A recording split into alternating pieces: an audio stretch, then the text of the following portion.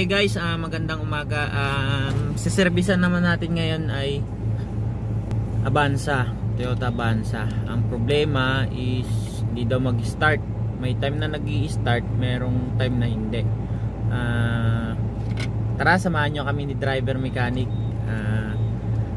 Puntahan natin ngayon sa Molino.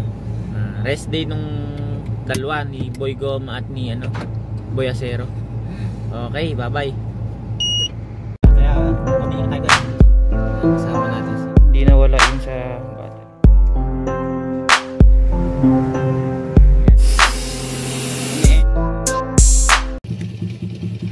Ito no crank, no start. Iscan muna natin kung anong problem nya.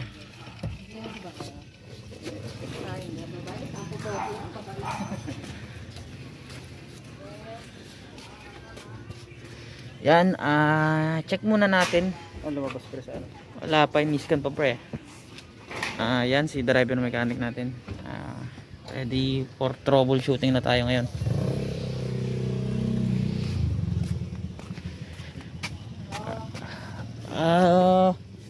Ito ano siya?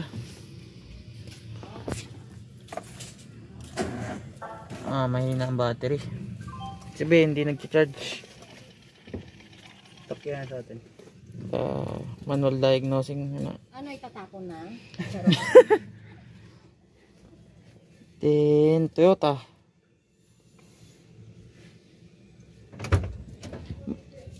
Sabi mo sa akin pagtatapon na.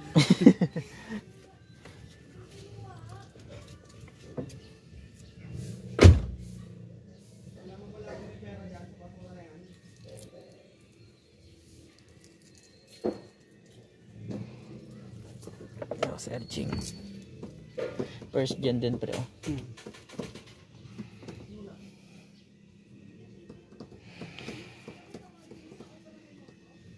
So far okay naman ng engine, normal lahat. Check natin battery. Nako, ang baba nito.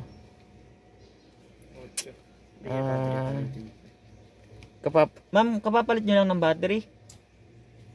November 2020, last year. Last year lang no?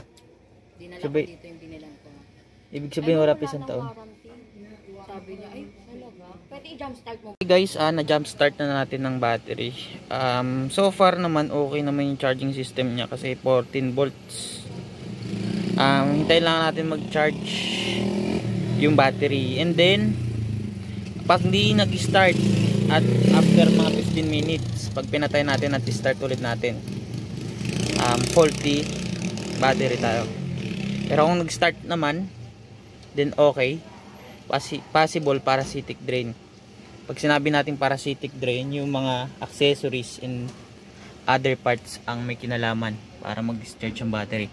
Possible na bukas yung pinto, or dahil sa alarm, or dahil sa ibang parts na grounded.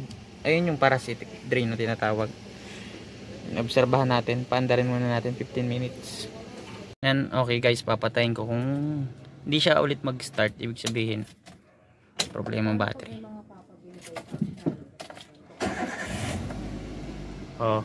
Ma'am, okay battery nyo? Okay. Apo. Ngayon, anong gagawin natin? Anong problema niya? Parasitic drain. Ay, putang ina.